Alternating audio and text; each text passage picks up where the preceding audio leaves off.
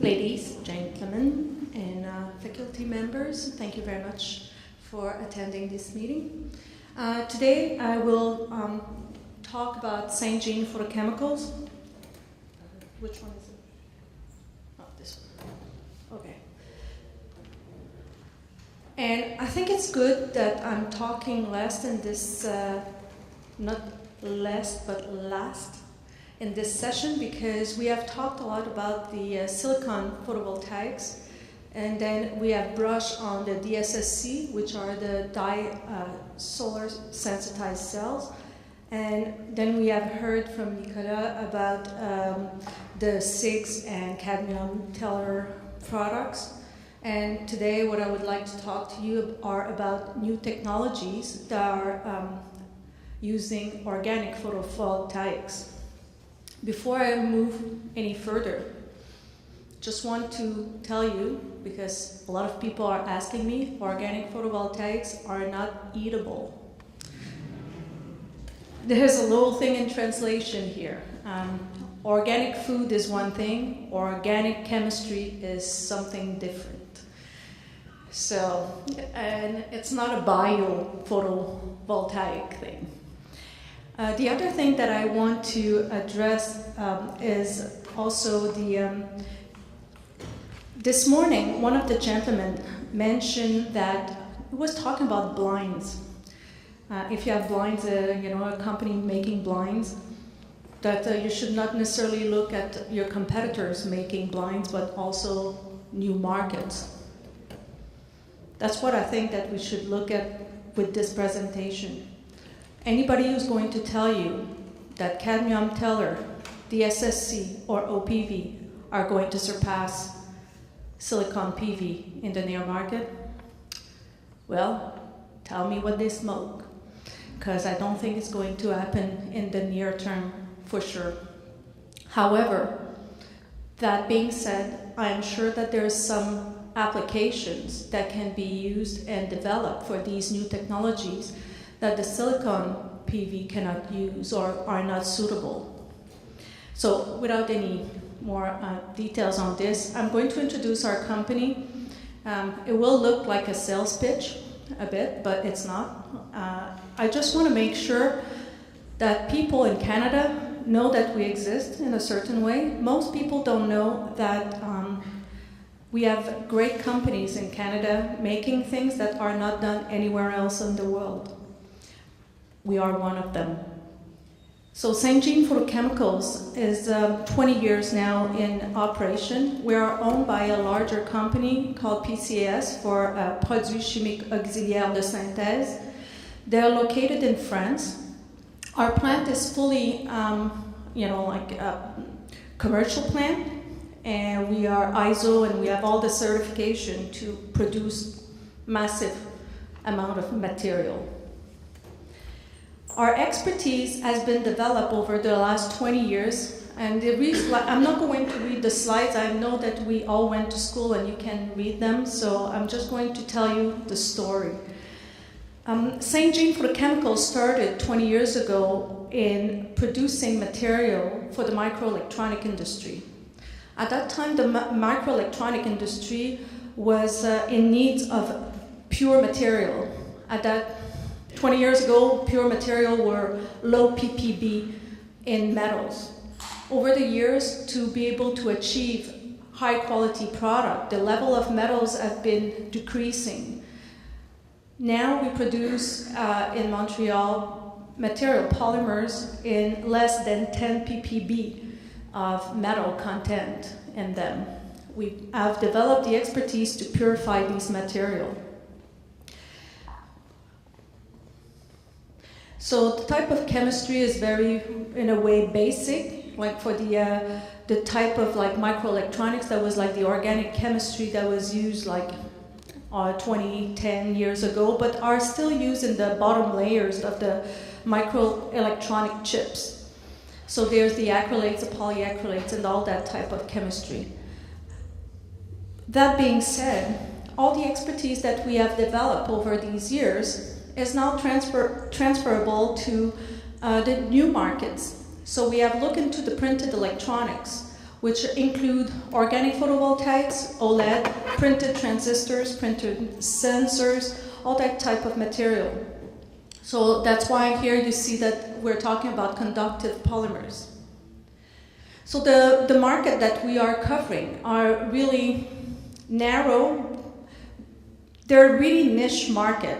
Everything that we do are specialty chemicals, so everything is done under NDA. We don't have a very extensive portfolio of product that are commercially available. Everything that we do is basically custom made, custom manufacturing for the customer per se.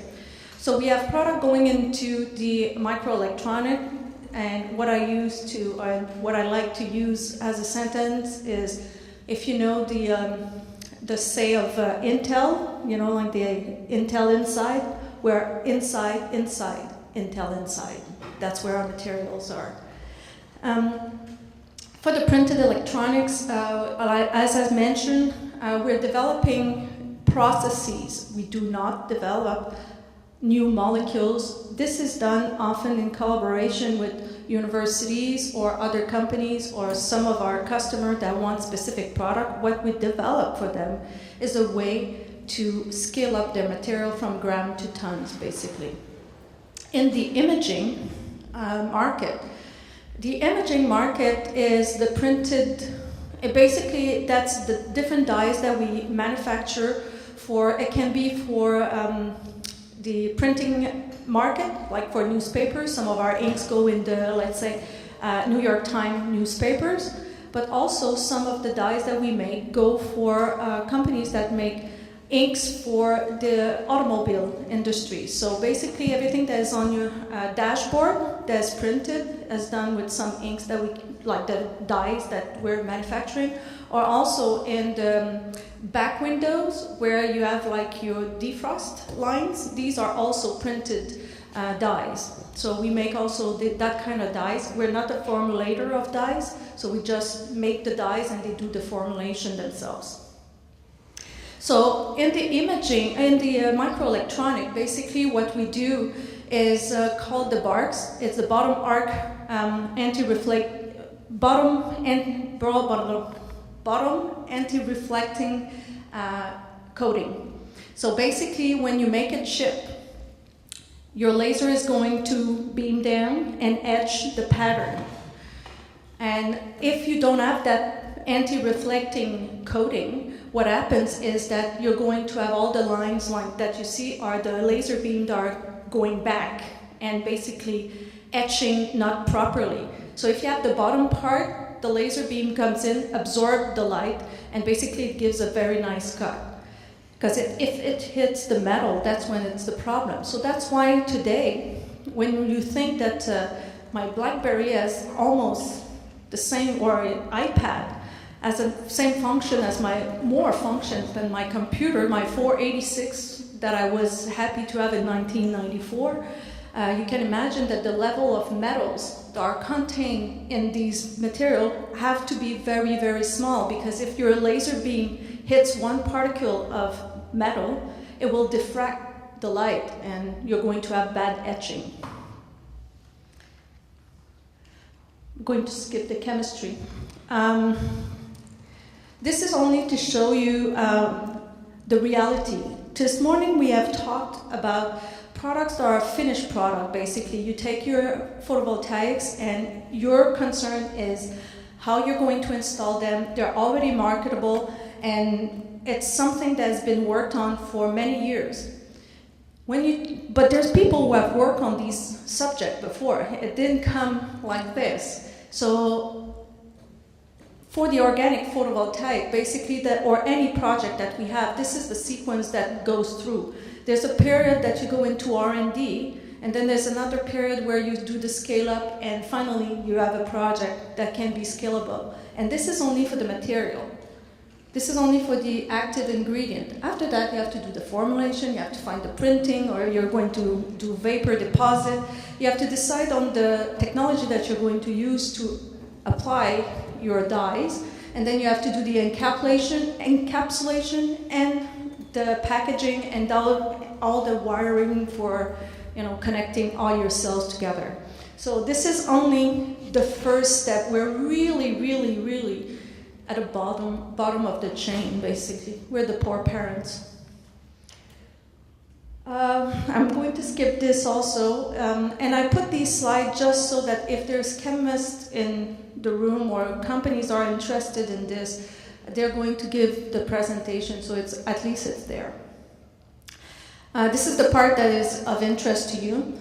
Under the program, and I thank the government for the SDTC program, and we have received, we have a grant with the government money, basically, with Mario Leclerc from University Laval in Quebec. Mario has been working for many years in developing polycarbazole products. These polycarbazoles so far are the leader in the OPV. So these are the materials that give the most promising result. There's been different results published. We work also with NREL, part of the Conseil National de Recherche. And also our commercial partner is Konarka in Lowell, Massachusetts.